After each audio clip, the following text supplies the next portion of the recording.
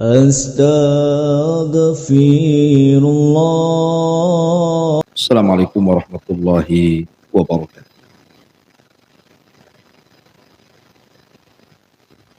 Alhamdulillah wassalatu wassalamu ala Rasulillah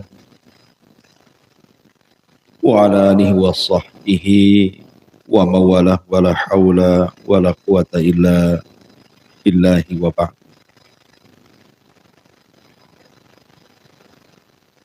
Alhamdulillah di pagi hari ini kita bisa melanjutkan kajian kita masih membahas tafsir Al-Quranul Karim dan kita masuk pada surah An-Nas. Akan tetapi Suratul Nas ini sangat erat kaitannya dengan surat sebelumnya, Suratul Falaq. Sehingga dua surat ini para ulama menyebutnya dengan mu'awwidhataini, dua surat perlindungan. Sehingga kalau kita membahas tentang keutamaan Suratul Nas, selalu diikutkan dengan Suratul Falaq. Dan Nabi SAW selalu membaca dua surat ini, terutama apabila Nabi SAW sebelum tidur mengajarkan kepada kita untuk membaca dua surat ini. Dan itu berdasarkan hadis Aisyah Ummul Mukminin radhiyallahu anha, kana idza awa ila firashihi kulla lailatin. Nabi itu kalau menuju pembaringannya, dan itu setiap malam, jama'a kaffaihi thumma nafasa fihima faqara'a fihima qul huwallahu ahad wa qul a'udzu birabbil falaq wa qul a'udzu birabbin nas.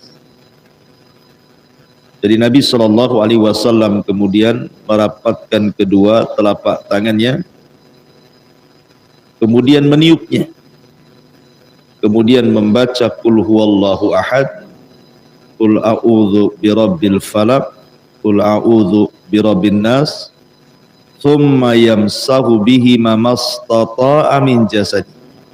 Maka Rasul mengusap seluruh jasad. Dan itu dilakukan salasa marrat, 3 kali. Untuk apa gunanya? Nanti kita akan jelaskan faedah. Kemudian juga Nabi SAW memerintahkan Uqbah ibn Amir, seorang sahabat, untuk membaca dua surat ini selesai sholat. Qul a'udzu birabbil falaq dan qul a'udzu birabbin nas. Kemudian juga Nabi SAW memerintahkan kita dalam zikrul masa'i was sabah, zikir petang dan pagi atau pagi dan petang, itu membaca dua surat ini, qul a'udzu birabbin nas dan qul a'udzu birabbil falaq. Bahkan Abi Sa'id Al-Khudri radhiyallahu an menceritakan Nabi SAW selalu membaca surat ini untuk menghindari penyakit ain yang ditimbulkan dari jin dan juga manusia. Artinya bahwa Nabi Shallallahu Alaihi Wasallam selalu membaca dan menggandingkan dua surat ini, Qul a'udzu birabbin nas dan Qul a'udzu birabbil falaq. Makanya sekali lagi ulama menyebutnya muawwidhataini, dua surat perlindung, dan banyak keutamaan lain. Ma'asyiral muslimin yang dimuliakan Allah Subhanahu wa taala,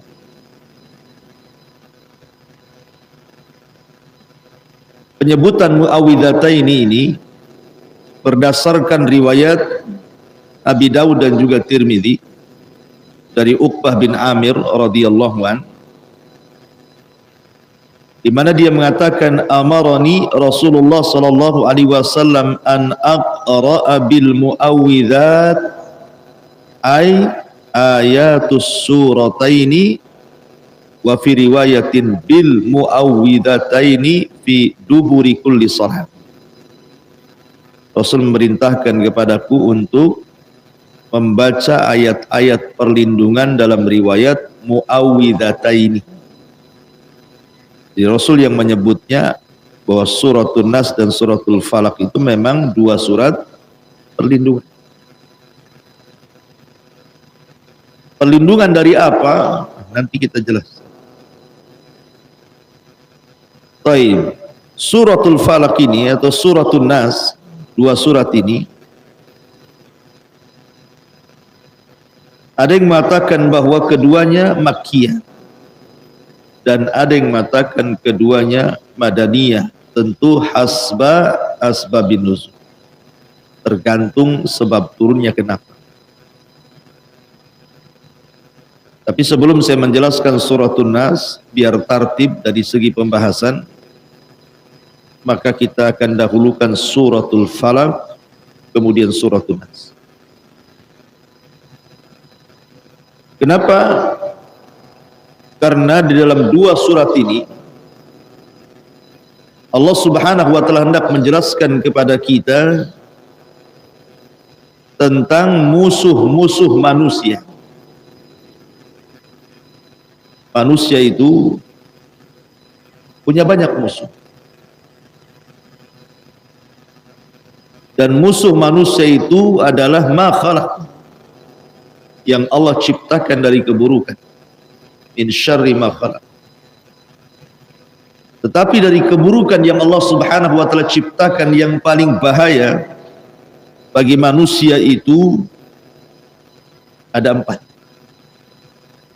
Dan itu nanti disebutkan dalam dua surat ini. Apa saja 4 perkara. Tetapi yang paling bahaya adalah musuh atau keburukan yang muncul dari luar manusia. Kemudian yang lebih bahaya lagi adalah musuh yang memang sudah ada pada diri manusia itu sendiri. Karena keburukan itu ada 2 yang harus kita perangi. Ada keburukan musuh dari luar, dan itu disebutkan dalam suratul Falaq. Ada musuh yang merupakan keburukan dari dalam manusia itu sendiri, yang nanti disebutkan dalam suratul Nas. Itu paling bahaya. Kalau kita menundukkan 4 keburukan ini, kejahatan ini, dan kita bisa melawannya, maka kita telah melindungi diri dari semua keburukan yang lainnya. Makanya surah ini disebut 2 surat perlindungan. Taib. Suratul Falaq secara tertib Al-Quran, maka dia masuk pada surat yang ke-113 dengan jumlah ayat 5. Kalau suratul Nas kan 6, dengan jumlah kalimat 23 dan jumlah huruf 71. Kalau kita gabungkan antara suratul Falaq dengan suratul Nas, berarti ayatnya semua 11. Ada makna dari 11 ayat ini, nanti saya jelaskan. Kenapa 11 ayat? Kalau digabungkan surat Falaq dengan surat Ma'asyiral muslimin yang dimuliakan Allah Azza wa Jalla. Adapun asbab nuzul yang menentukan apakah suratul Falaq dan An-Nas ini Makkiyah atau Madaniyah, begini. Bagi ulama yang mengatakan bahwa dua surat ini adalah Makkiyah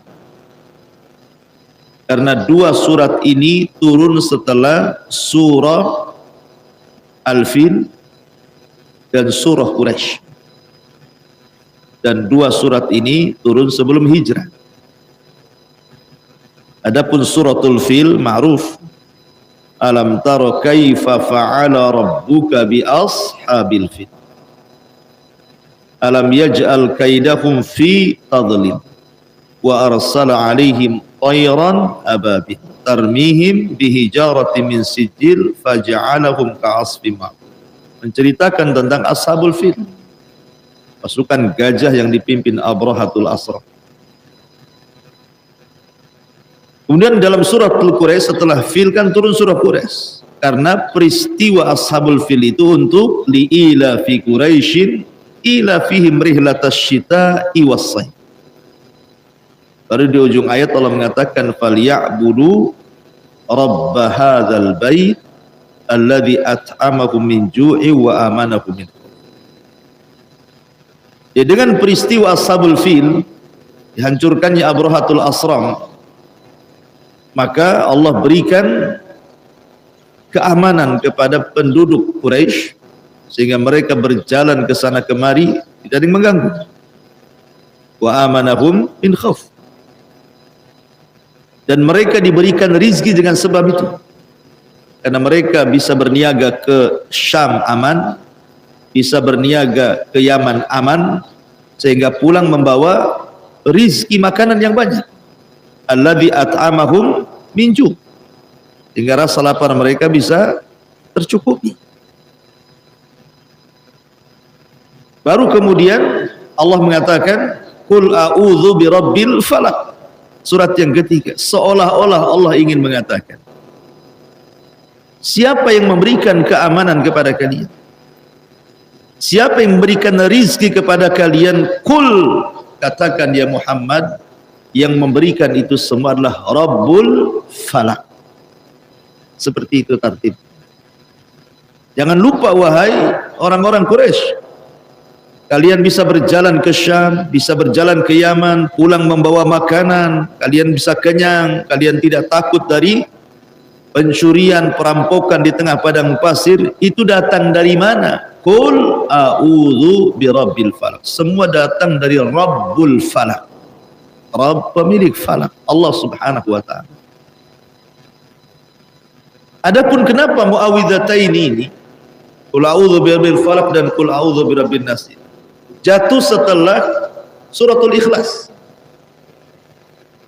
Harusnya suratul Fil, Quraisy, Al-Falaq.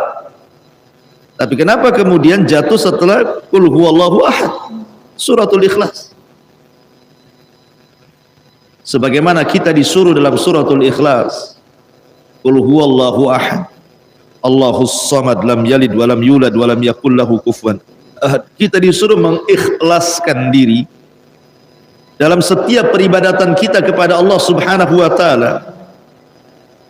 Maka begitu juga kita harus mengikhlaskan juga dalam bab al-isti'anatu wal isti'adatu.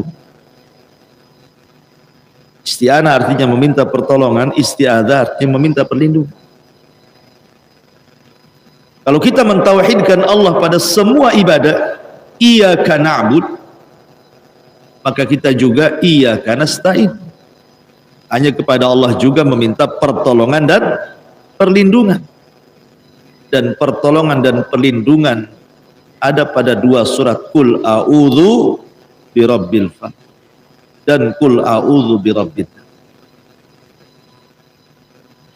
Itulah kenapa jatuh setelah surah Al-Ikhlas. Sebagaimana kita mengikhlaskan dalam ibadah, kita pun harus mengikhlaskan dalam meminta pertolongan dan perlindungan. Dan perlindungan itu serta isti'anah ada pada dua surat itu.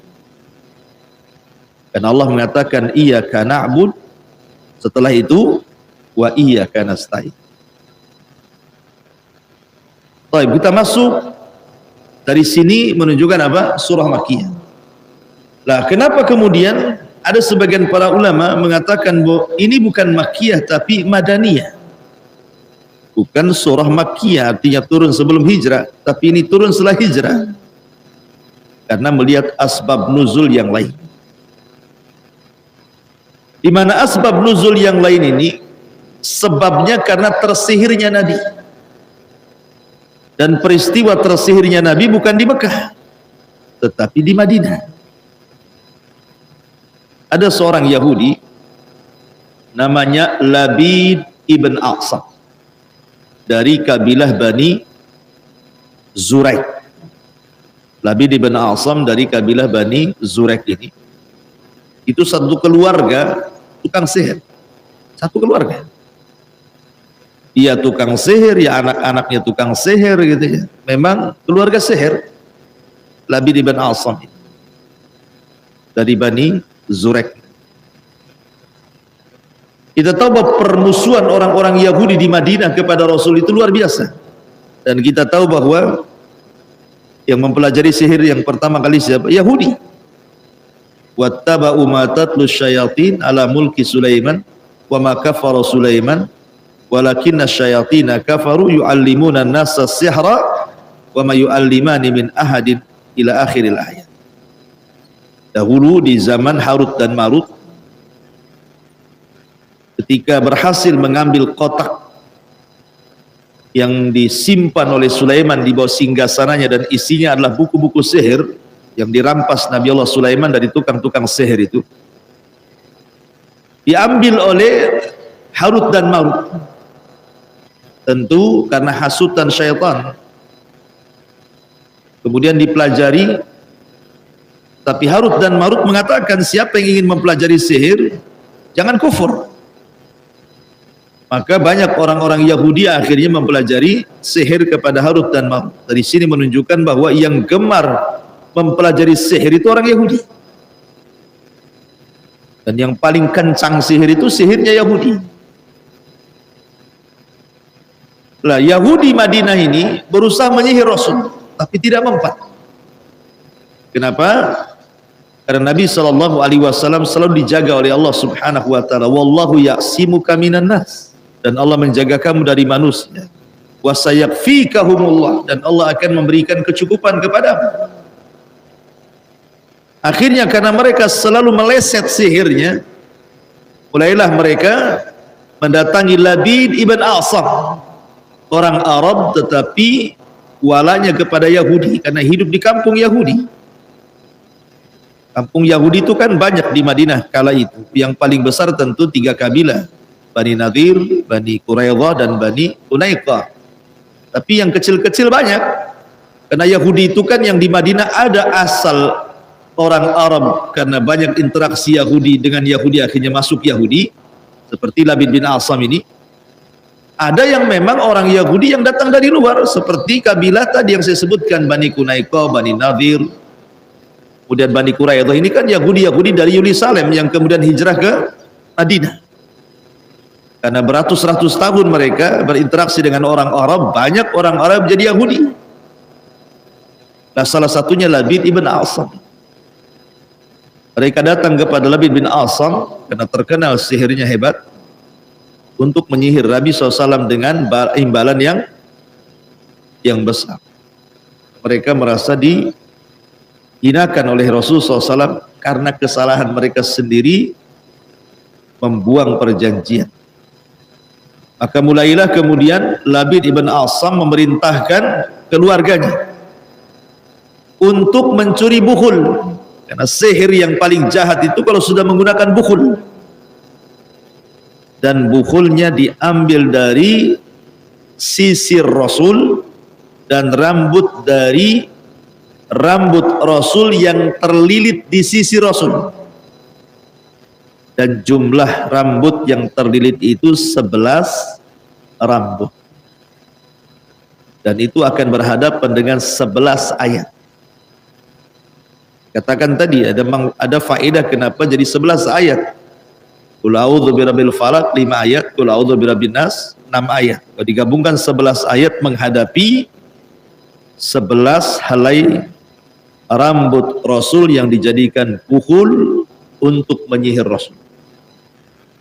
Berhasil mereka mengambil sisi Rasul yang terlilit rambut-rambut Rasul di sini.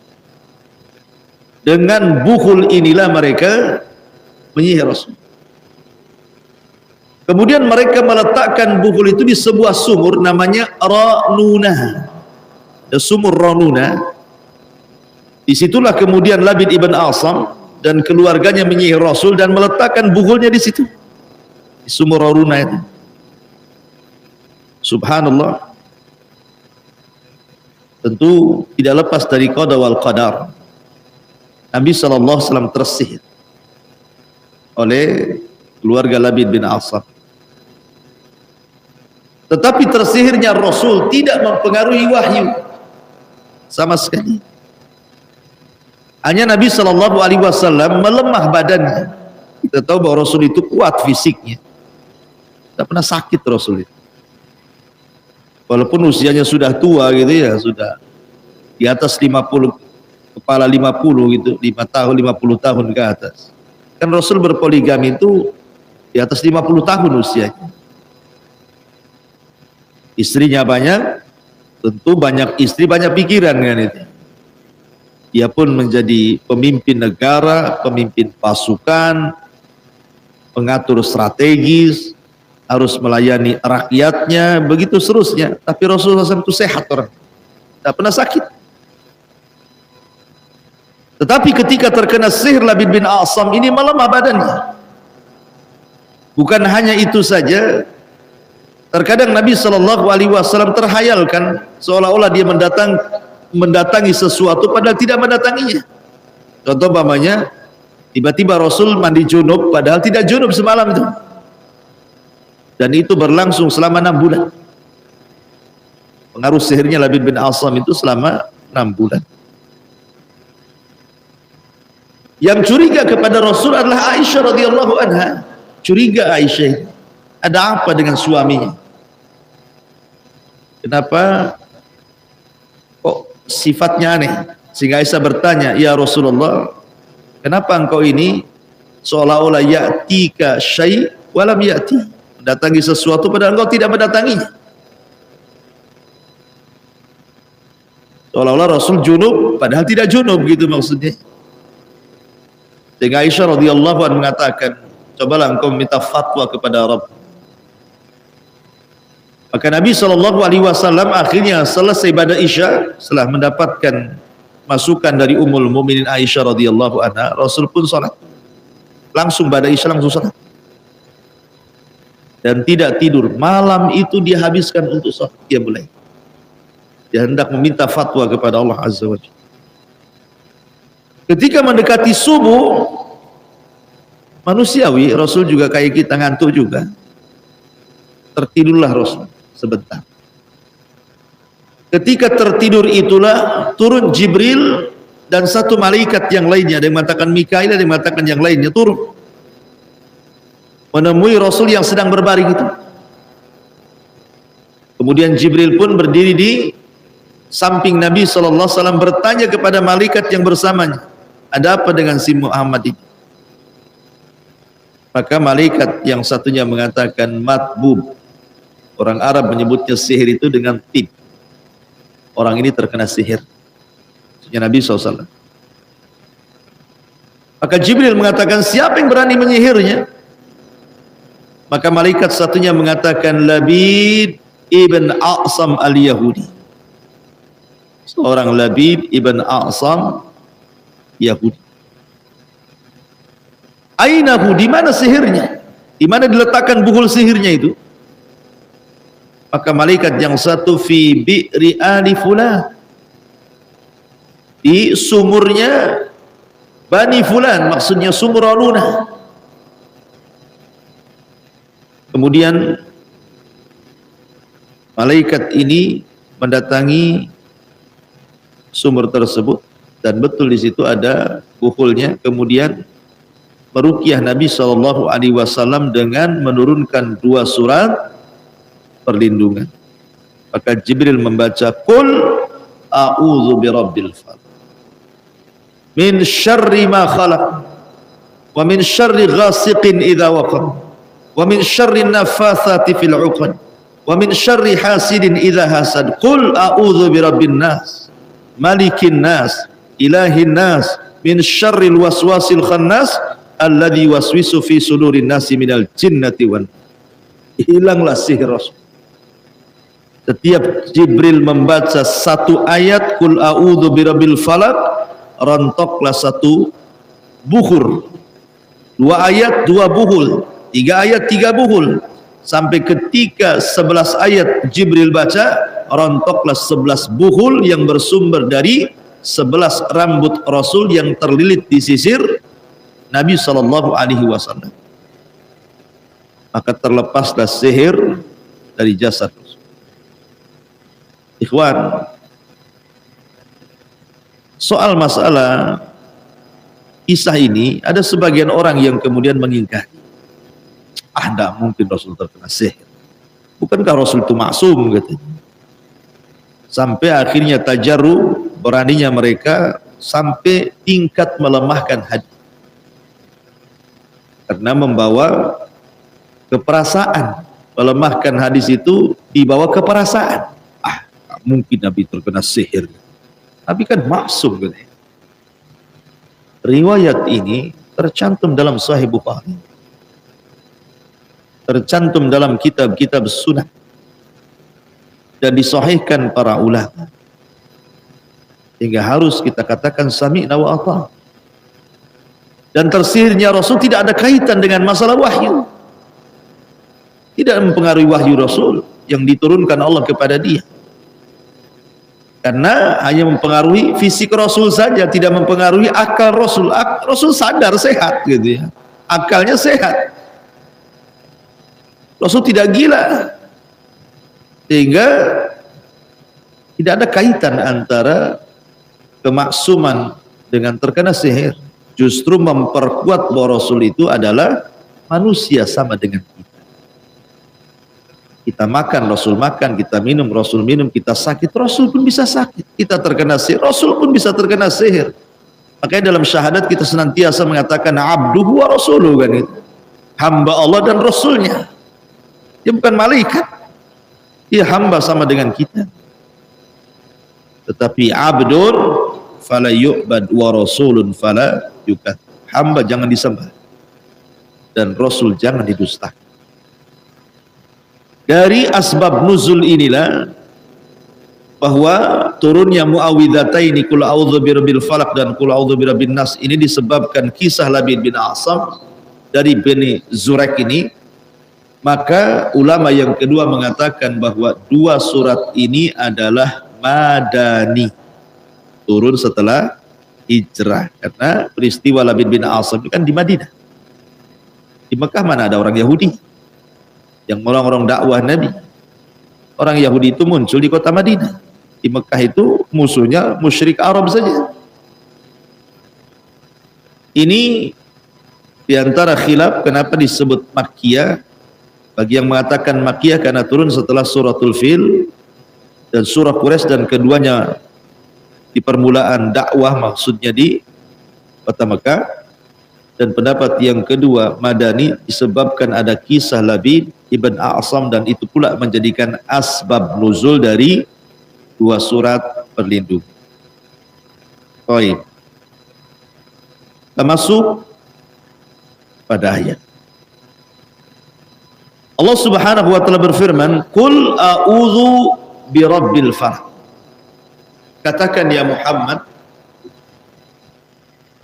a'udzu, aku berlindung, bi rabbi, dengan Rabb al-falaq.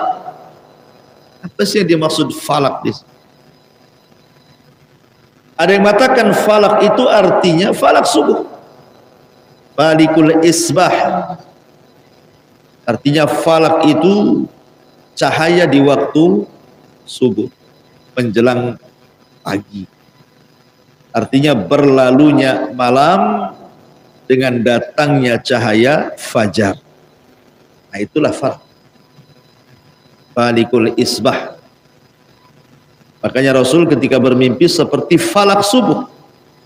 Malamnya mimpi, besoknya jadi kenyataan. Jadi falak itu cahaya yang menunjukkan hilangnya malam. Seolah-olah ketika Allah Subhanahu wa taala katakan kul a'udzu birabbil falaq, ya Muhammad berlindunglah dengan Rabb pemilik falak, artinya berlindung kepada Allah yang menciptakan adanya cahaya, yang menciptakan adanya terang, yang menciptakan adanya siang. Berlindung dari apa? Dari kejahatan di malam hari. Jadi kata-kata qul a'udzu birabbil falaq itu seolah-olah Allah ingin katakan, ya Muhammad, berlindunglah dengan Rabb pemilik cahaya, cahaya siang, cahaya pagi, dari kejahatan di malam hari. Karena kejahatan itu menguat di malam hari. Kejahatan itu paling jahat itu di malam hari. Nanti saya jelaskan kenapa malam hari menjadi sarang kejahatan. Ada yang mengatakan falak itu artinya terbelah. Falak. Sebagaimana Allah Subhanahu wa taala ketika berfirman tentang masalah alam semesta ini, dulu langit dan bumi ini kanata ratqan fa fataknahuma, kan begitu. Dulu alam semesta ini menyatu, kemudian Allah pecah. Apa teorinya itu? Big Bang itu apa ya? Teori Big Bang. Hancur kan? Jadi satu-satu gitu. Allah katakan ratqan, awalnya nempel, kemudian fafataknahuma, kemudian kami pisahkan antara langit dan bumi. Makanya ada istilah ratqun, fatkun, falqun, khalqun. Itu dalam bahasa Arab. Awalnya nempel, kemudian terpisah, kemudian membelah, kemudian tercipta kehidupan. Ratkun nempel, fatkun pecah, falqun falak terbelah, baru khalqun tercipta alam semesta dan kehidupan. Karena setiap kehidupan itu berawal dari belah, pecah. Kita lihat telur, apabila hendak mengeluarkan anak ayam, kan pecah dulu telur itu kan, kemudian keluar anak ayam. Semua binatang yang dimulai penciptaannya dari telur, mesti telurnya pecah dulu baru keluar. Macam mana dia mau keluar dari telur itu? Pecah dulu baru keluar. Antum nanam biji apa saja, antum tanam pasti dia belah dulu baru keluar tangkainya. Termasuk penciptaan kita seluruh manusia dari setiap wanita, maka belah dulu baru keluar kita. Apapun penciptaan itu dari pembelahan. Sehingga seolah-olah falak di situ adalah bidayatul haya, permulaan kehidupan. Mau binatang, mau tumbuhan, manusia itu diawali dari falak. Jadi falak itu seolah-olah apa? Bidayatul haya, permulaan kehidupan. Qul a'udzu birabbil falak, artinya katakan ya Muhammad, dengan Rabb yang memulai kehidupan manusia, memulai kehidupan tumbuh-tumbuhan, binatang dan segala sesuatu, termasuk langit dan bumi juga asalnya nempel kemudian pecah, kan begitu. Itulah makna lebih umum daripada makna falak subuh. Seolah-olah Allah ingin katakan bahwa Allah itu Rabbul Falak, Rabb semua makhluk. Makhluk apa saja. Tapi yang namanya makhluk Allah itu ada yang baik, ada yang tidak baik. Tidak semua baik gitu ya, yang Allah ciptakan itu. Ada yang baik, ada yang tidak baik. Makanan, ada yang bisa makan, ada yang bisa kita makan, ada yang tidak bisa kita makan. Antum makan lalapan, tidak semua daun antum makan kan? Masa antum makan daun nangka kayak kambing juga? Ada daun kalau antum makan beracun, mati antum. Jadi ada ya, daun yang bisa dimakan. Daun pintu jelas tidak bisa dimakan. Artinya bahwa ada sesuatu yang bisa kita makan, ada yang tidak bisa kita makan. Ada yang bisa kita minum, ada yang tidak bisa kita minum. Yang Allah ciptakan ini. Ada yang beracun, ada yang tidak beracun. Ada yang menyehatkan, ada yang membuat penyakit gitu ya. Artinya ciptaan Allah itu ada yang baik, ada yang buruk. Dan kalau kita cerita yang buruk, dari seluruh keburukan yang paling buruk, di sini dalam suratul Falaq. Dari semua keburukan yang Allah ciptakan itu yang paling buruk yang harus kita hindari, yang kita akan bahas dalam suratul Falaq. Apa itu? 3. Min syarri ma khalaq. Apa min syarri ma khalaq itu? Dari setiap keburukan yang Allah ciptakan itu. Pertama, ghasiq idza waqab. Yang kedua, an-naffatsati fil uqad. Yang ketiga, hasid idza hasad. Ini 3 perkara dari rincian min syarri ma khalaq, dari keburukan yang Allah ciptakan. Pertama, dari keburukan yang Allah ciptakan yang paling bahaya adalah ghasiq idza waqab. Min syarri ghasiqin idza waqab. Apa itu ghasiq? Ada beberapa penafsiran para ulama, apa itu makna daripada ghasiq. Pertama, ghasiq itu artinya malam. Artinya kita berlindung dari keburukan di malam hari. Karena malam itu menguat keburukan. Beda dengan siang. Perampok rata-rata malam, ya kan? Yang suka nyuri-nyuri rata-rata malam. Kehidupan malam, diskotik dengan berbagai macam maksiatnya itu malam. Siang dirazia lah ya. Kemudian apa lagi? Tukang sihir membuka praktek sihirnya di malam hari. Binatang-binatang buas keluar di malam hari. Apapun, termasuk jiwa kita itu untuk mendorong maksiat itu biasanya di malam hari. Pada malam hari jiwa kita ini mendorong untuk maksiat tuh. Ya, karena malam itu adalah sarang kejahatan. Makanya ada waktu yang disebut dengan waktu syaitan. Kata ulama, dari ba'da isya sampai sepertiga malam akhir itu disebut waktu syaitan. Orang disuruh begadang, orang disuruh ngobrol, orang disuruh kuliner, sampai jam 12 malam. Jam 1 tidur, sepertiga malam mana bangun. Subuh pun 14 gitu ya. Itu yang pertama, ghasiq itu artinya malam. Yang kedua, ghasiq itu artinya bulan purnama. Jadi semakin bulan itu menguat pada tanggal 15, kan bulan purnama dimulai tanggal 13 membesar, tanggal 14 makin besar, tanggal 15 sempurnalah bulan itu menjadi bulan purnama, Lailatul Badri. Nabi SAW mengatakan kepada Aisyah radhiyallahu anha, ya Aisyah, ista'idhi bihada. Aisyah, berlindunglah kepada itu. Maksudnya bulan purnama. Karena semakin menguat bulan itu, kejahatan semakin menguat. Laut di bulan purnama pasang. Termasuk darah kita itu mengikuti pasang surutnya laut. Kalau laut pasang, darah kita juga naik. Makanya kenapa disunahkan hijamah, berbekam. Ya, di pertengahan bulan itu sunnah bekam untuk meredakan darah. Sebab kalau darah naik itu bawanya emosi saja. Kan gitu kan. Orang darah tinggi itu kan emosi saja bawaannya. Maunya marah, banting sana banting. Kemudian disunahkan lagi puasa Ayyamul Bid. Ada puasa Ayyamul Bid 13, 14, 15. Kenapa? Karena di malam bulan purnama menguat kekuatan syaitan. Untuk melemahkan kekuatan syaitan itu dengan cara 2, hijamah dan puasa. Itu sunnah hukum. Puasa melemahkan sehingga kekuatan setan melemah.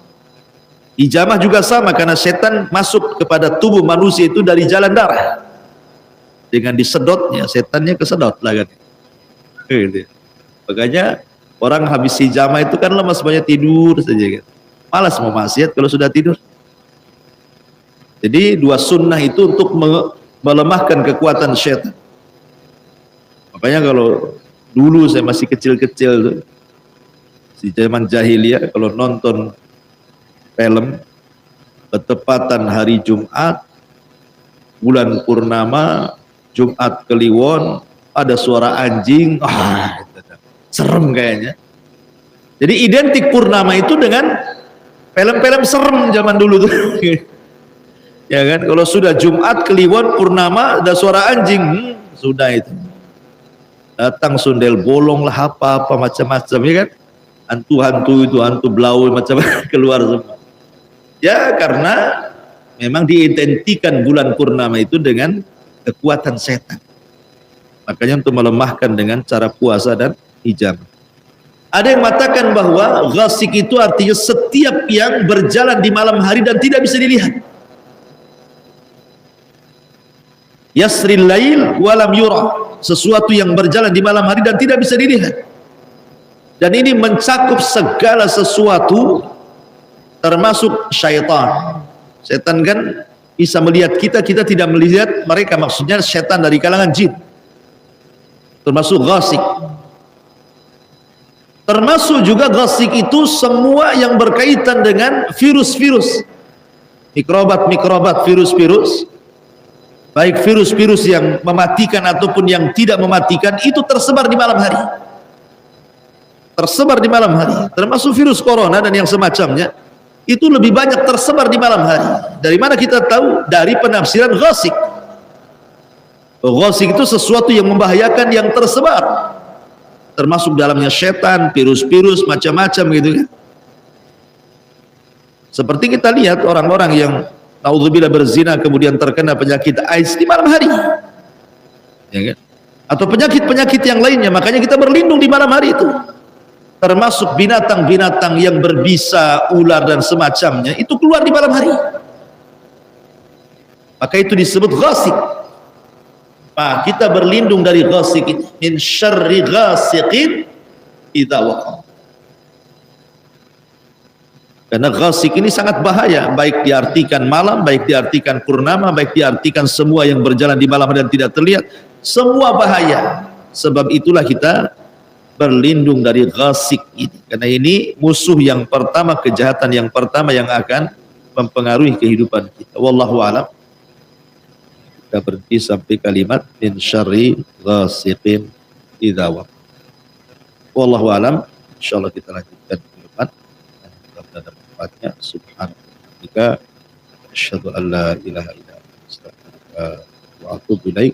Wallahu ta'ala alam. Assalamualaikum warahmatullahi wabarakatuh.